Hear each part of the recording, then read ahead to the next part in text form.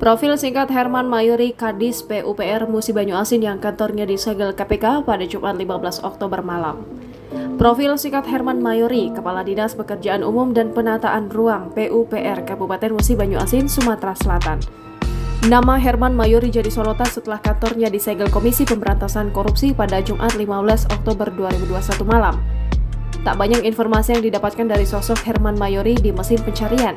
Yang pasti, Herman Mayori resmi jadi Kadis PUPR setelah dilantik di Pendopoan Griabumi Serasan Sekate pada Senin 14 Oktober 2019.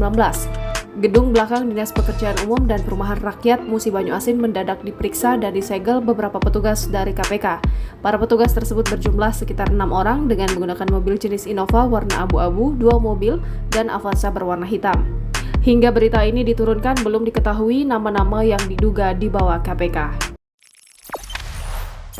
Jangan lupa subscribe, share, komen, dan like ya!